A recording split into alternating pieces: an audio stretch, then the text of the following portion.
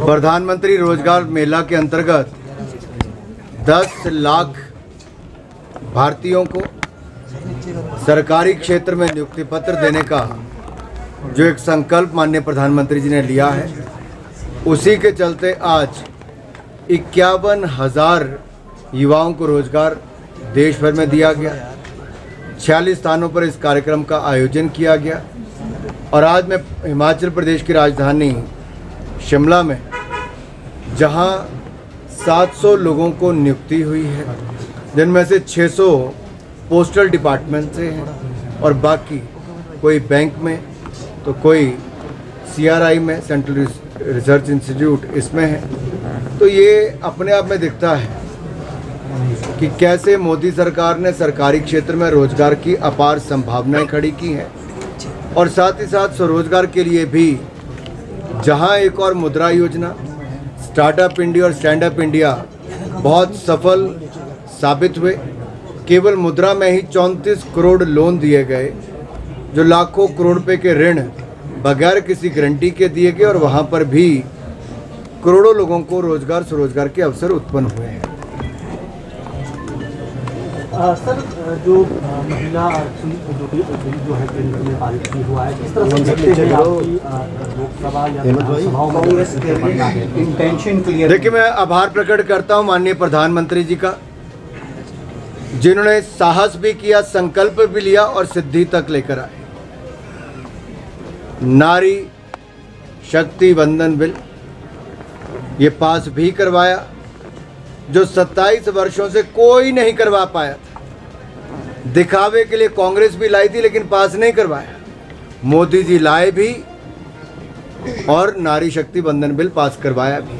तभी तो कहते हैं मोदी है तो मुमकिन है। ये इसीलिए कि जो भी कार्य हाथ में लिया, धारा 370-35 से हटाई, ट्रिपल तलाक से निजात दिलाई, भारत को दुनिया का 5वां सबसे बड़ी अर्थव्यवस्था बनाई, डिजिटल टेक्नोलॉजी में, डिजिटल पेमेंट्स में भारत को दुनिया में नंबर 1 पर लाए और अब मेरी मातृशक्ति के लिए, बहनों के लिए, युवा साथियों के लिए संसद से लेकर विधानसभाओं में 33% महिलाओं के लिए आरक्षण देना, ये बहुत कम देश कर पाए जो हमारे भारत ने मोदी जी के नेतृत्व में किया है।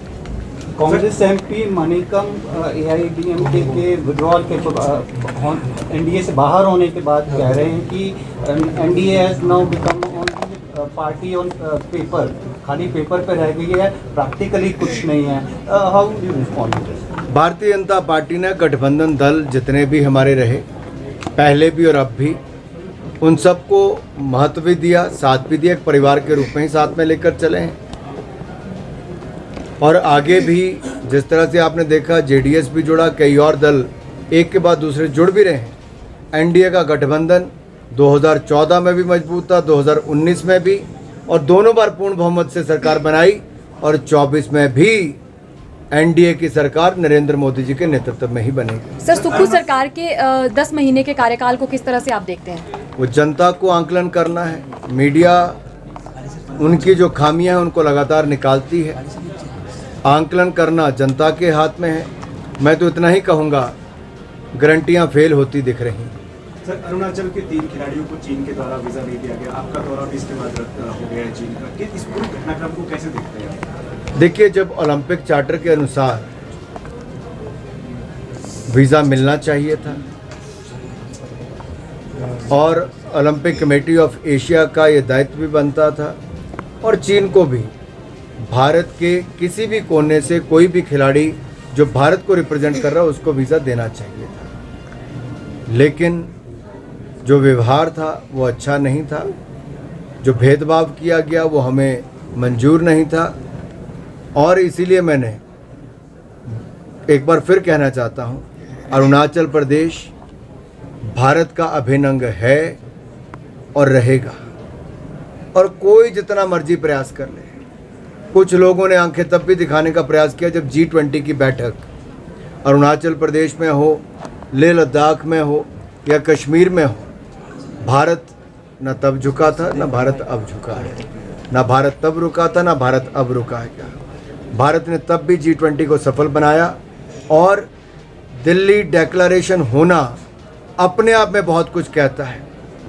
अफ्रीकन यूनियन का हिस्सा बनना G20 का बहुत बड़ा संदेश है। इकोनॉमिक कॉरिडोर का भारत, यूएई, यूरोप की अपने आप में बहुत बड़ा संदेश है कि सिल्क रूट की तरह अगले हज़ारों सालों के लिए मोदी जी ने जो एक रोड मैप कर दिया है वो अपने आप में बहुत बड़ी ताकत है। बायोफ्यूल अलायंस, ये भारत के किसानों के लिए बहुत बड़ी ताकत है। भारत की ओवरऑल हित में और दुनिया के हित में एनवायरनमेंट को भी बचाएगा, किसानों की आमदन भी बढ़ाएगा और इकोनॉमिक कॉरिडोर के माध्यम से भी अगर आप देखेंगे तो भारत के ट्रेड को 35 से 40% वृद्धि मिलेगी। राहुल गांधी कास्ट राहुल गांधी जी, उनसे सवाल है मेरा, जब कांग्रेस वुमेन रिजर्वेशन बिल लाई थी, पहली बात कांग्रेस पास क्यों नहीं करवा पाई? दूसरी बात, क्या उस बिल में ओबीसी के लिए आरक्षण था? अगर तब नहीं था तो अब कहां से आ गया? अगर संविधान में SC ST के लिए जो आरक्षण रखा है उसी के अनुसार भारत सरकार ने भी वही बिल लेकर आए हैं कि 33% आरक्षण उसी अनुपात से मिलेगा। और अब 2024 के चुनाव के बाद जैसे, क्योंकि अभी तक ये हमारा काम नहीं है, ये डिलिमिटेशन कमीशन बैठेगा, फिर उससे पहले आपकी जनगणना होगी, ये सारे कामों के लिए संस्थाएं बनी हैं। ये संविधान से चलता है, राहुल गांधी जी की सोच से नहीं चलता है कि राहुल गांधी जी को किसी ने पर्ची पकड़ा दी, राहुल गांधी जी ने पर्ची पढ़ दी और राहुल गांधी जी एक दिन सुबह उठेंगे और कहेंगे कि ये होना चाहिए। राहुल गांधी जी, ये गांधी परिवार की पर्ची से देश नहीं चलता है, बाबा साहब अंबेडकर के दिए संविधान से देश चलता है। और उन बाबा साहब को जिनको कांग्रेस ने अपमानित करके बाहर भी किया था और कांग्रेस ने हराने के लिए पंडित नेहरू जी ने पूरी ताकत लगा दी थी, आज उन्हीं डॉक्टर भीमराव अंबेडकर जी के संविधान का अपमान बार बार गांधी परिवार और कांग्रेस पार्टी कर रही है। हिमाचल विधानसभा का सेशन चल रहा था, समाप्त हो गया है और राष्ट्रीय आपदा को लेकर के लगातार चर्चाएं हो रही है। एक बिल, जितना हमें हिमाचल से प्यार है उतना ही मोदी जी को प्यार है। मोदी जी ने इंतजार किए बिना एक नहीं 4-4 किश्तें मदद की भी पहुंचाई, 862 करोड़ रुपया वहां पर भी दिया। और अगर यूपीए का समय देखेंगे तो कई महीने लग जाते थे टीमों को आने के लिए भी, हमने टीमें भी शीघ्र पहुंचाई। फिर मदद करने वाली टीमें भी एनडीआरएफ की हो, एयरफोर्स की हो, वो भी पहुंचाई, हेलीकॉप्टर तक दिए, सब मदद की। और यही नहीं, 12 टुकड़ियां एक बार लगी थी एनडीआरएफ की, 13 एक बार लगी थी। और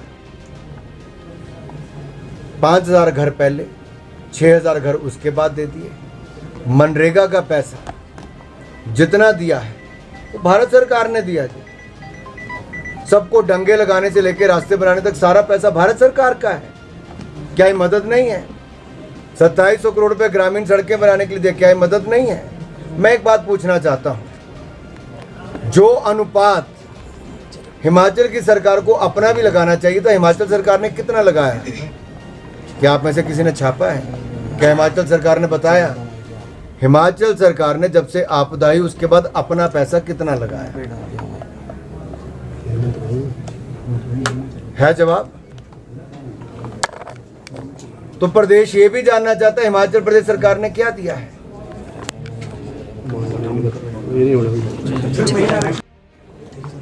वही ये मांग कर रहे हैं कि 2024 से इसको लागू कर दो, क्योंकि वो जानते हैं कि ना डिलिमिटेशन हुई है, ना सेंसस हुआ है, और अगर ऐसा करते हैं तो कोई भी कोर्ट चला जाएगा, कहीं स्टे मिल जाएगा और ये लोग फिर एक बार महिलाओं का अधिकार छीनना चाहेंगे। हम सच्चे मन से लाए हैं और पक्के मन से भी बिल लाए हैं। सच्चे मन से प्रस्ताव रखा भी, पक्के मन से पास भी करवाया, लेकिन ये लोग एक के बाद दूसरा ऐसा प्रयास कर रहे हैं। कांग्रेस के पहले जो गठबंधन दल थे, समाजवादी पार्टी, आरजेडी और अन्य दल, उन लोगों ने विरोध उस समय किया था, बिल फाड़ तक दिए थे। अब वही लोग जब खुले में विरोध नहीं कर पा रहे हैं तो कभी कहते हैं 2024 में लागू करवा दो, कभी कहते हैं ओबीसी को आरक्षण दे दो।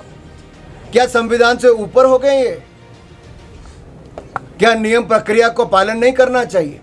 और मैं आपसे एक सवाल पूछता हूं, कौन तय करेगा किस सीट को रिजर्व करना है?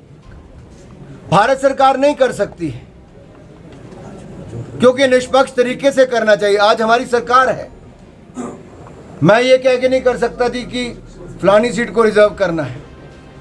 ये इलेक्शन कमीशन का, डिलिमिटेशन कमीशन का काम है। इसलिए संसद की चर्चा को अगर आप ध्यान से सुनेंगे, ओबीसी के विषय पर भी माननीय अमित शाह जी ने, और ये डिलिमिटेशन कमीशन के विषय पर भी, क्यों ये संविधान के अनुसार ही ये सारे कदम उठाए जा रहे हैं, प्रक्रिया के आधार पर उठाए जा रहे हैं। लेकिन जो लोग ध्यान भटकाने का काम कर रहे हैं वो महिला विरोधी काम कर रहे हैं।